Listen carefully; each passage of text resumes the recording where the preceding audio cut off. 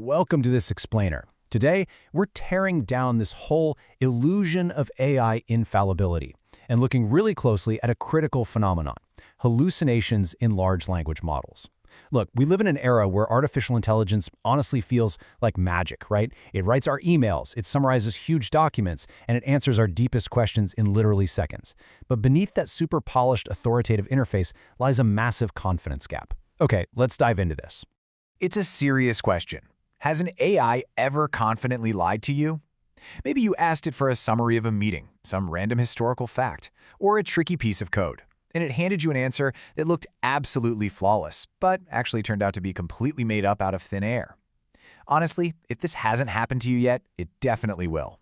And understanding exactly why this happens is really the difference between mastering these super powerful tools and just being totally misled by them. Act 1. What are AI hallucinations? The illusion of accuracy.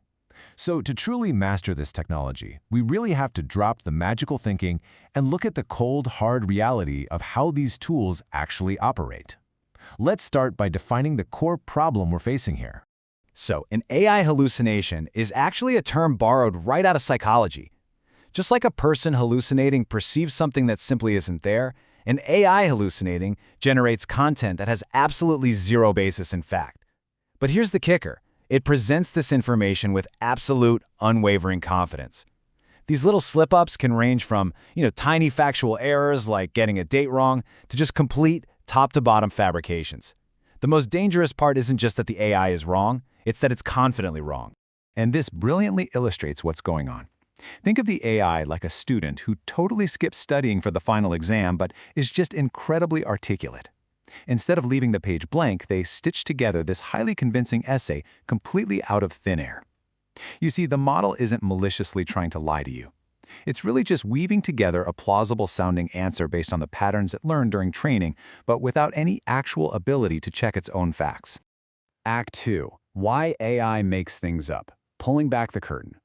So, if the AI isn't actively trying to deceive us, what exactly is going wrong under the hood? Well, we have to fundamentally separate how humans think from how LLMs think. When we humans are asked a question, we rely on our knowledge and our factual recall. If we don't know the answer, we usually just say, hey, I don't know. But large language models don't really know things in that sense. They operate on something called probabilistic next token prediction. It's kind of like a wildly advanced version of your phone's autocorrect. They're basically just mathematically predicting what word or phrase should logically come next, based on the massive amounts of text they've digested. Because they're mathematically guessing the next word, there are 4 root causes of fabrication that we really need to be aware of. First off, LLMs are optimized to sound fluent and coherent, not necessarily to be truthful. Second, they literally have no internal fact-checking mechanism, so when they hit the boundary of their knowledge, they just fill the gap with something statistically plausible. Third, their training data has a hard cutoff date. They might have no clue what happened yesterday, but they'll absolutely attempt to answer as if they do. And finally, they absorb all the errors and biases that already existed in their training text. In fact, experts increasingly view these hallucinations as a core feature inherent to the design of probabilistic models, not just some temporary bug that we're going to easily fix. Act 3. Comparing major AI platforms. The lineup.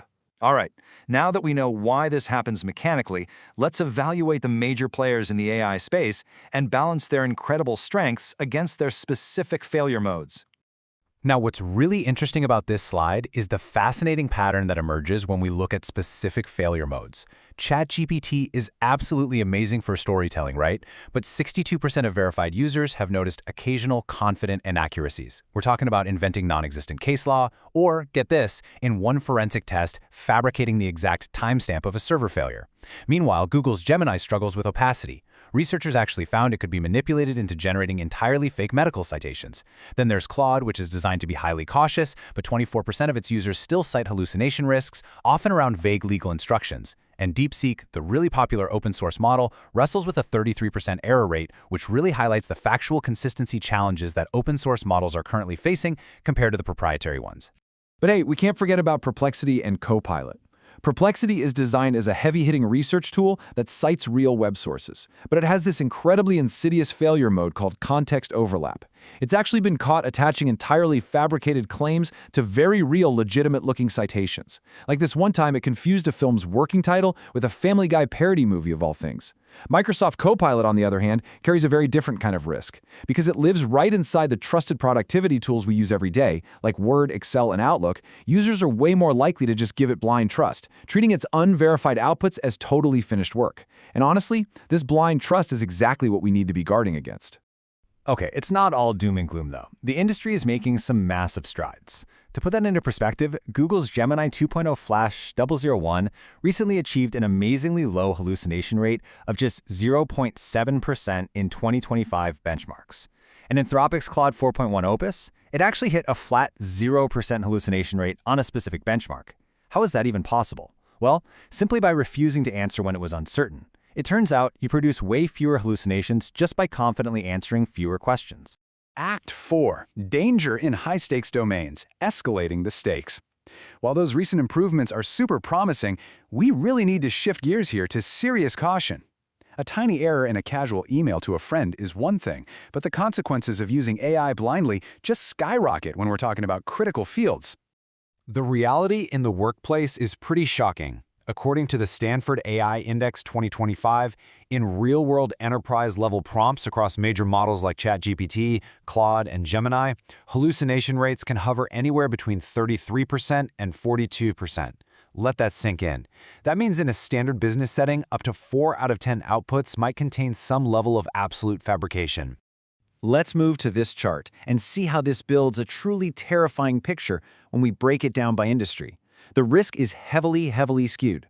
For basic general knowledge questions, the hallucination rate is a tiny 0.8%, but ask a serious legal question and that jumps to 6.4%. And in the medical domain, without specific grounding techniques, that hallucination rate literally skyrockets to over 60%.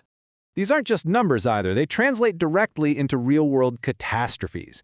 We have literally seen attorneys in U.S. courts face serious professional sanctions after submitting legal filings absolutely stuffed with fictional case law that was hallucinated by ChatGPT. We've seen AI dangerously advising people that sunscreen causes skin cancer or that 5G causes infertility, and then backing it all up with entirely fake citations from super reputable journals like The Lancet. We've even seen forensic analysis get completely derailed because an AI perfectly inferred what caused a server failure, but then went ahead and entirely fabricated the timestamp of the actual event. The bottom line here is that blind trust is dangerous. Act 5. Rules for smart AI use, your defense shield. So, with all that in mind, how do we actually protect ourselves? Let's equip you with some actionable, real-world strategies to safely navigate and utilize these tools.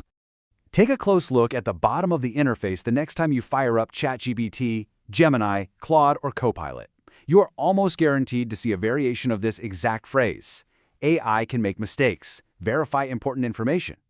You guys, this is not just some standard legal boilerplate buried on page 50 of the Terms of Service.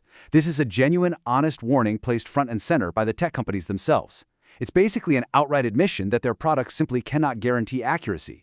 So to reduce your risk, we recommend following this straightforward step-by-step methodology for your everyday interactions. Step 1.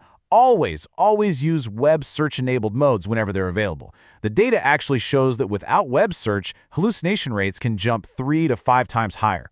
Step 2. Ask the AI to explain its reasoning or to explicitly cite its sources. This totally forces the model to show its work, and it's a great way to surface any hidden uncertainty. And Step 3. Always treat the AI's output as a first draft. It is a starting point for sure, but it is never the finished product.